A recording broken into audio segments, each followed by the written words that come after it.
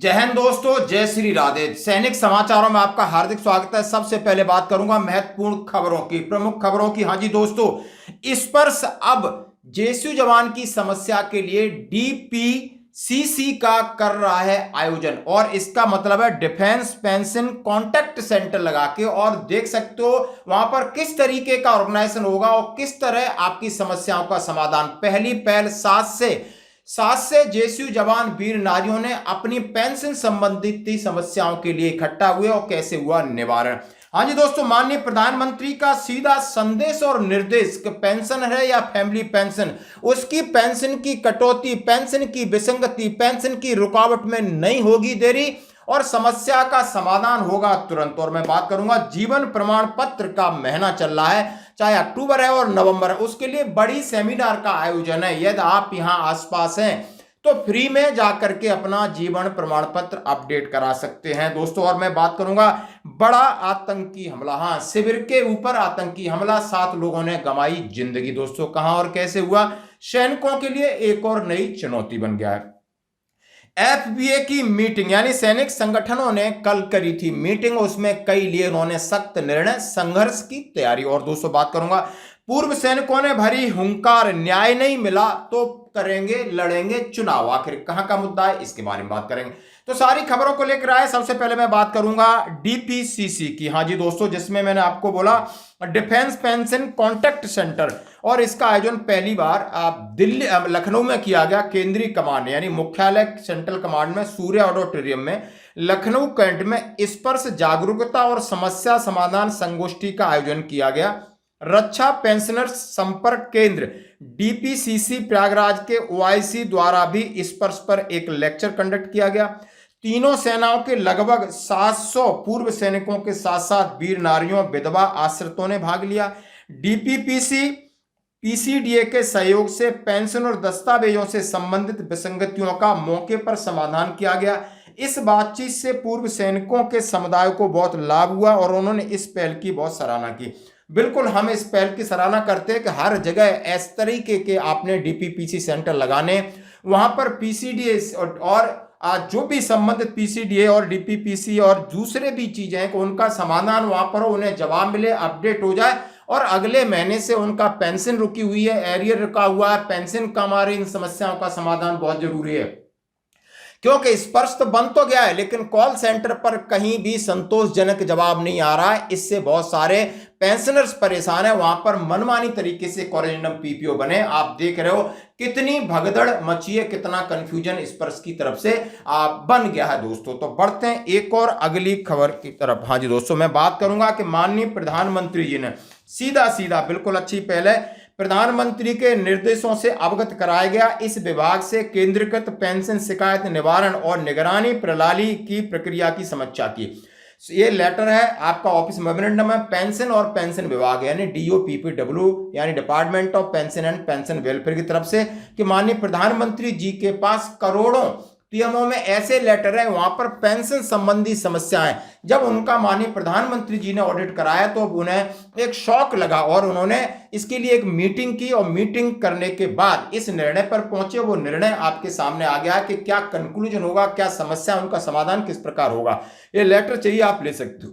ये लिखा है CPENGRMs पोर्टल यानी सीपीग्राम, केंद्र सरकार के पेंशन भोगियों की शिकायतों के लिए संवेदनशील, सुलभ और सार्थक निवारण के लिए व्यापक दिशा निर्देश, यानी पेंशन भोगी शिकायत निवारण तंत्र को मजबूत करने के संबंध में कैबिनेट सचिव के दिनांक 1 जुलाई 2024 के लेटर सो एंड सो के अनुपालन, जिसमें शिकायत निवारण प्रणाली को अधिक संवेदनशील, सुलभ और सार्थक बनाने के लिए 29 जून 2024 को भारत सरकार के सचिवों के साथ माननीय प्रधानमंत्री ने एक बैठक की और वहां पर उन्होंने सख्ती से दिशा निर्देश दिए कि इस विभाग से केंद्रीकृत पेंशन को जल्दी से जल्दी समीक्षा करें और उनको सॉल्व करें।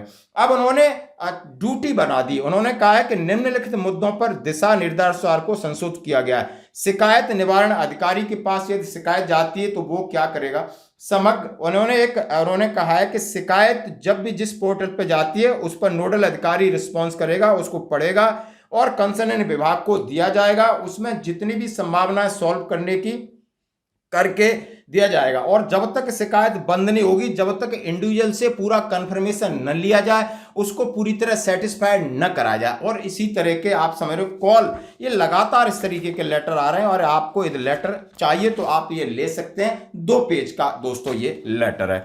अब मैं बढ़ता हूं अगली खबर की तरफ। जैसा हमने कहा कि अभी जीवन प्रमाण पत्र का चल रहा है, और इसके लिए मैं एक साथ चीज और ऐड करूंगा, थोड़ा अलर्ट रहना। यदि आपका अकाउंट किसी भी बैंक में, लेकिन आईसीआईसीआई बैंक जाके इस पहल कर रही है हर जगह पर, वो चाहती है कि मैक्सिमम पेंशनर एसबीआई से कन्वर्ट होकर के हमारे साथ जुड़ जाएं।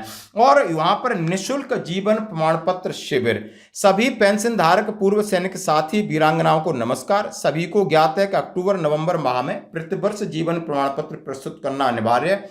इस पर्स के माध्यम से पेंशन लेने वाले पेंशन धारकों का जीवन प्रमाण पत्र प्रस्तुत करने का समय आ गया है। बिना रुके पेंशन के लिए समय पर प्रस्तुत करें। जयपुर शहर के आसपास निवास करने वाले इच्छुक पेंशन धारक जिनका अक्टूबर या नवंबर में ड्यू है, निम्नानुसार जिला पूर्व सैनिक संघ जयपुर के कार्यालय में उपस्थित होकर जीवन प्रमाण पत्र निःशुल्क प्रस्तुत कर सकते हैं। दिनांक 25 अक्टूबर 2024 बृहस्पतिवार, समय प्रातः 11 बजे, स्थान A3 सिंह भूमि खातीपुरा मरुधर हॉस्पिटल के पास जयपुर। और PPO, Aadhaar card, PAN card, mobile phone जो रजिस्टर है वो लेके आए। आईसीआईसी बैंक की टीम इस कार्य को पूरा करेगी। सभी इस अवसर का लाभ उठाएं। सुविधा अर्जुन सिंह राठौर ने हमें भेजा है। हाँ तो दोस्तों, जो जयपुर के आसपास के जा सकते हो, और ऐसे भी आईसीआईसीआई पूरे देश में अंदर इस बात को लेकर कमिटेड है कि वो चाहते हैं कि उनका स्पर्श के साथ एग्रीमेंट हो गया तो मैक्सिमम पेंशनर इधर शिफ्ट करें। वो चाह रहे हैं कि हम आपका जीवन प्रमाण पत्र अपनी शाखा में फ्री भरें। वो चाह रहे हैं कि स्पर्श से डायरेक्ट जितनी भी ग्रेवियंस हैं पेंशन संबंधी एक शिकायत के लिए अलग एक उन्होंने बोला हम काउंटर लगाएंगे। हमारी जो पर्सनल बात हुई है, तो इसी तरीके की संगोष्ठी सेमिनार वो लगातार आयोजन कर रहे हैं। यदि आप इसका जरूर फायदा उठाएं। तो दोस्तों और बढ़ते हैं एक और अगली खबर की तरफ, यानी बड़ा आतंकी हमला। हाँ जी दोस्तों, आतंकी और सैनिकों के लिए चुनौती। और शिविर में जब लोग सो रहे थे तो जाकर के ताबड़तोड़ उन्होंने फायरिंग किए और 7 लोग अपना जीवन खो चुके। दोस्तों बड़े दुख की बात है कि सरकार बने अभी 5 दिन हुए हैं, 2 बड़े आतंकी हमले हो चुके हैं और जेएंड के। अब सैनिकों के लिए नई एक और चुनौती। पहले आतंकी सैनिकों पर वार करते थे, अभी जो भी इनोसेंट लोग हैं आप देख सकते हो। वहां पर एक कंपनी एप्को जो टनल बना रही थी श्रीनगर और लेह के राष्ट्रीय राजमार्ग के ऊपर, और इस कंपनी का एक शिविर था। वहां पर बहुत सारे मजदूर थे, वो जेएंडके के भी थे, जम्मू के थे, बिहार के थे, मध्य प्रदेश के थे, डॉक्टर थे। पूरा उनका शिविर यानी पूरा कैंप था। इनोसेंट लोग सो रहे थे और ये आताताई घुस जाते हैं, सोते हुए लोगों पर इस तरीके से वार करते हैं। और ये वार करने वाले हैं TRF द रेजिस्टेंस फ्रंट, ये लश्कर तौबा का एक ग्रुप है। इन्होंने इस तरह की घिनौनी हरकत की, लेकिन आप सैनिक अलर्ट हो गए हैं। गृह मंत्री ने आदेश दिए हैं, रक्षा मंत्री ने आदेश दिए हैं, वहां पर सेना सतर्क हो गई। लेकिन सैनिकों के लिए बड़ा चैलेंज है, यानी अपने कैंप या खुद को बचाना, वहां ड्यूटी करना। और इस तरीके की आम लोगों के साथ ही ऐसा करेंगे तो आप समझ सकते हो कि स्थिति किस तरफ जा रही है। और ये सैनिकों के लिए एक और चुनौती है। तो दोस्तों बढ़ते हैं एक और बड़ी खबर की तरफ। FBA की मीटिंग, यानी FBA एक फेडरेशन ऑफ वेटरन एसोसिएशन, जिनकी दिल्ली में कल मीटिंग हुई थी। और वहाँ के उनके जो मीडिया प्रभारी हैं हमारे कैप्टन तलान साहब, और वहाँ पर उन्होंने ये जो पूरा कवर करके भेजा है कि जैसा कि उनका पहले प्लानिंग था कि वर्चुअल मीटिंग में सबसे बहुत सारी राय ली गई, सबसे सलाह मशवरा किया गया और उसको अमली जामा पहुँचाने करने के लिए कल उन्होंने मीटिंग की, फिजिकल मीटिंग। वहां पर सब लोगों का स्वागत समारोह हुआ और 150 से ज्यादा सैनिक संगठनों के जनप्रतिनिधि वहां पर उपस्थित हुए। निर्णय लेना था कि पेंशन की विसंगतियों को लेकर के सरकार से किस तरह मुकाबला करेंगे, यानी अदालत में जाएंगे, एजिटेशन करेंगे, कौन कौन सी विसंगति हैं इसके ऊपर उनकी बात हुई।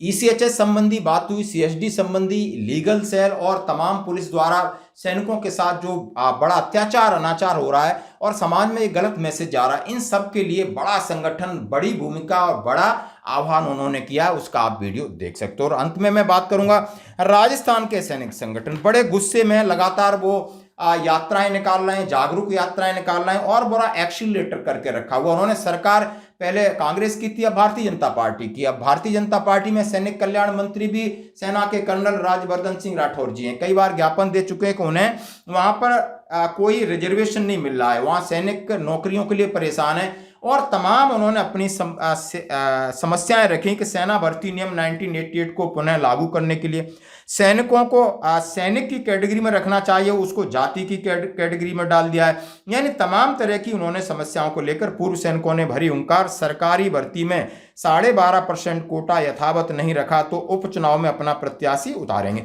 यानी जैसा कि उपचुनाव होने वाले, उन्होंने बोला अपना प्रत्याशी उतारेंगे। उनकी लगातार मीटिंग हो रही है और सारे सैनिक इकट्ठे हो रहे हैं। उन्होंने कहा है कि इसके विरोध में पूर्व सैनिक सरकार के खिलाफ मैदान में उतरने के मूड में। इस सिलसिले में शनिवार को पूर्व सैनिकों की रैक्सो कार्यालय में बैठक हुई, जिसमें तय किया गया कि सरकार 3-4 दिन में कोई सकारात्मक फैसला नहीं लेती है तो उपचुनाव में सैनिक का बिल्कुल राजनीति में कूदेंगे। पूर्व सैनिकों की मांग जायज है। पहले सेवानिवृत्त होने पर पूर्व सैनिक सरकारी नौकरी के लिए आवेदन करते तो उन्हें 12.5% कोटा था। गहलोत सरकार ने इस कोटे को जातियों में बांटने से सीधे तौर पर सैनिकों का कोटा खत्म कर दिया। ज्यादातर सैनिक ओबीसी एमबीसी कैटेगरी से होते हैं, जबकि पूर्व सैनिकों के कोटे को अलग करने से और जाति का कोई मतलब नहीं था। इस तरह की कई प्रकार की मांगें उनकी हैं। तो दोस्तों, सबसे अच्छी बात है कि सैनिक अपने हकों के लिए जाग गए और लड़ना भी सीख रहे हैं और हम सबको किसी न किसी सैनिक संगठन से जुड़ना होगा। दोस्तों, आज की खबरों में इतना ही। बने रहिए हमारे साथ। धन्यवाद।